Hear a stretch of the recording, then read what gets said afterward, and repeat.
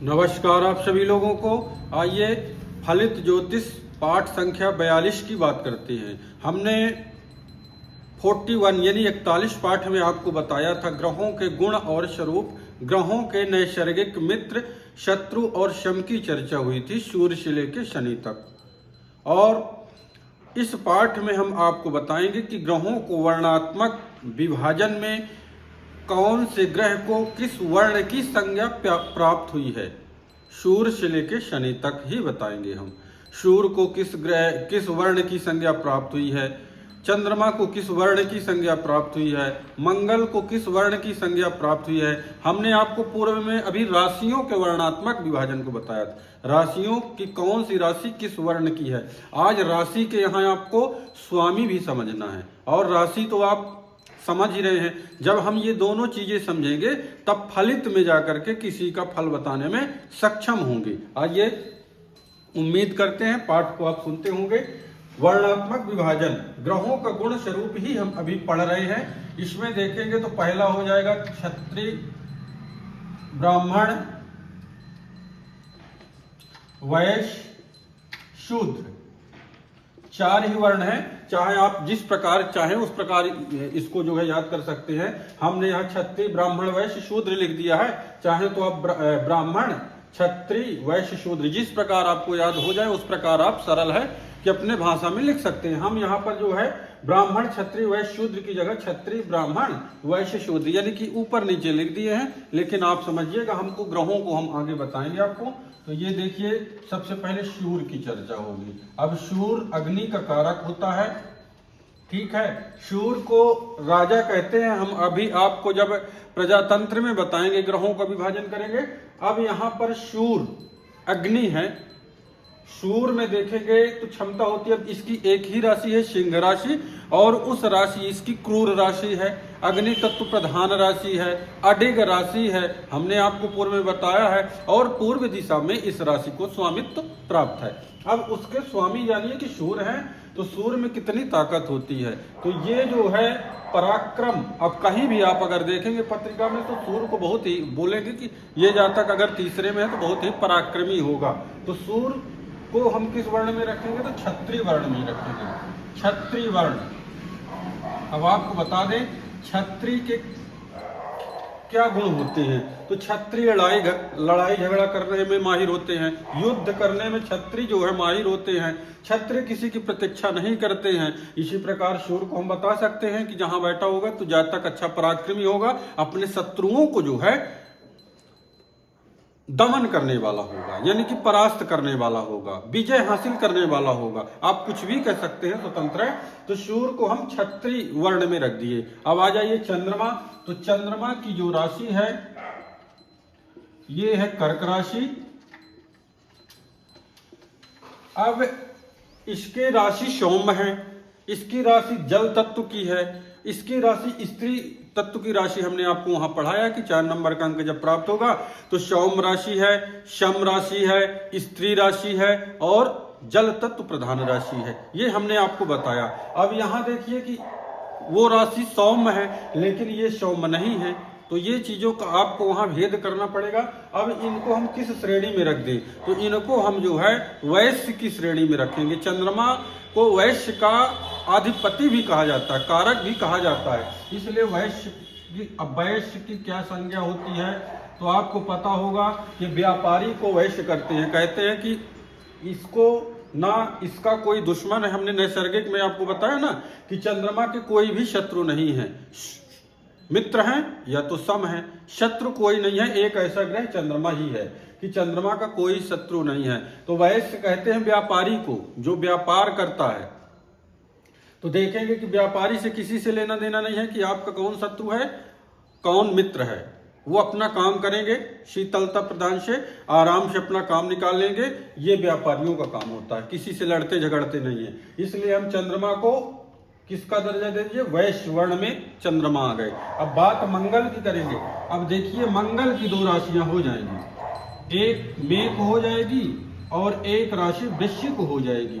अब इसको जो है मंगल को भी क्षत्रिय वर्ण में रखेंगे, क्योंकि क्षत्रिय वर्ण में ये मंगल भी जो है लड़ाई झगड़ा का कारक बताया गया था, अग्नि का कारक बताया गया था मंगल को, और मंगल किसी की प्रतीक्षा नहीं करते।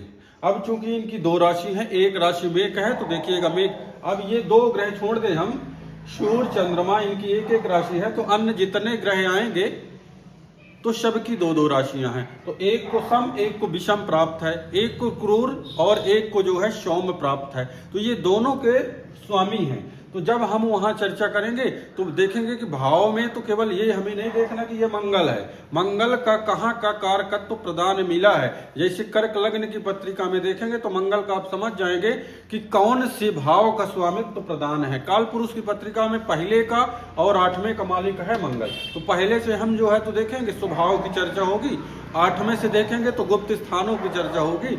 इस प्रकार का जो है मंगल की दो राशियां हैं। मंगल लड़ाई झगड़ा का कारक है, चोट चपेट का कारक है, अग्नि का कारक है, तो मंगल को भी क्षत्रिय वर्ण में रखा गया है। अब आ जाइए बुध की बात करेंगे। बुध,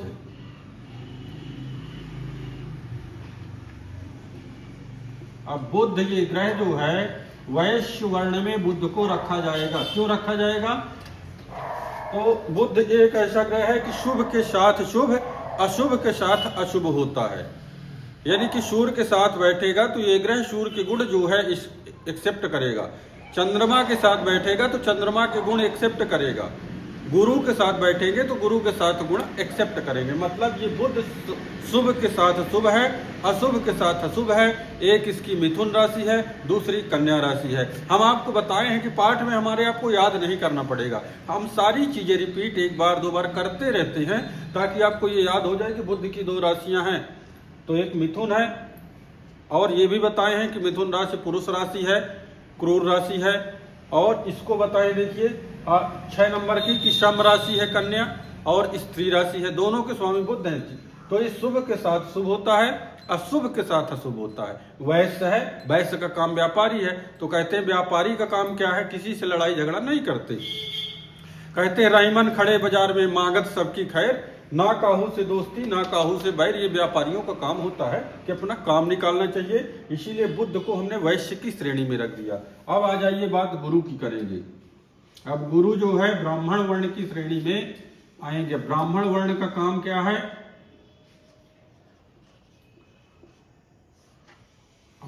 अब ब्राह्मण का काम है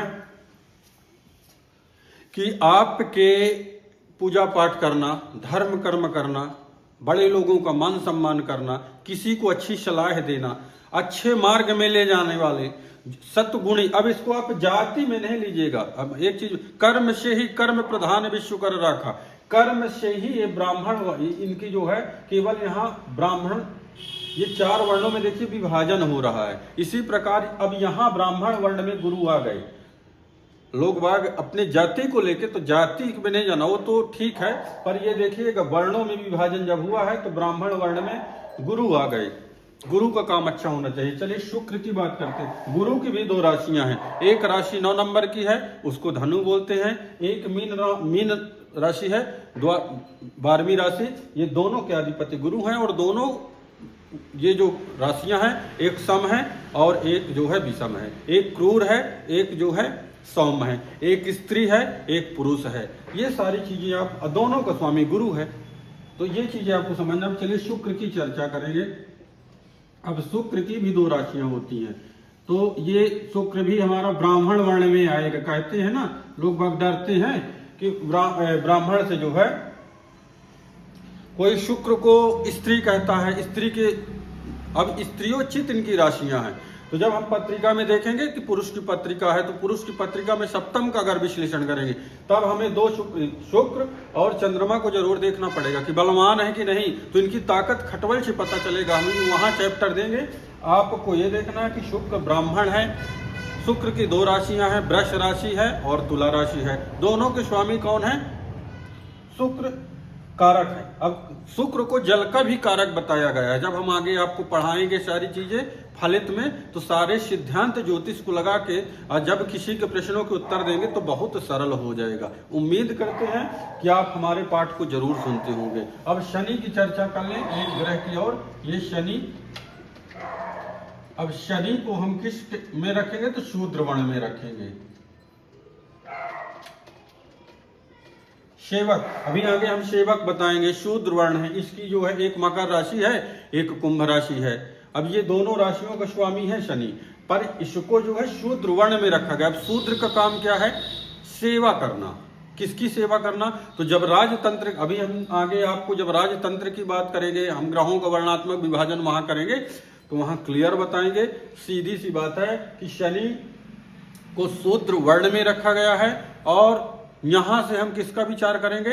तो यहां से सेवक का विचार करेंगे, नौकर चाकर का विचार करेंगे, काम करने वाले का विचार करेंगे, साफ सफाई कर्मचारी का विचार करेंगे।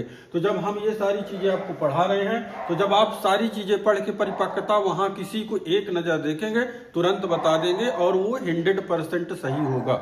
इसीलिए कहते हैं आप लोग ज्योतिष को पढ़िए, क्रमबद्ध तरीके से पाठ दे रहे हैं। अगर जो 40 पाठ 41 पाठ तक पढ़ा होगा शुरू से, तो ये पाठ जरूर समझ में आएगा। हमारे बीच के पाठ जो आप लोग देखते हैं, तो यही हम आग्रह करेंगे कि क्रमबद्ध तरीके से पाठ देखा करिए, तो आपको लाभ मिलेगा। हम नेक्स्ट पाठ में आपको बताएंगे 43 पाठ में। तब तक के लिए आपको नमस्कार।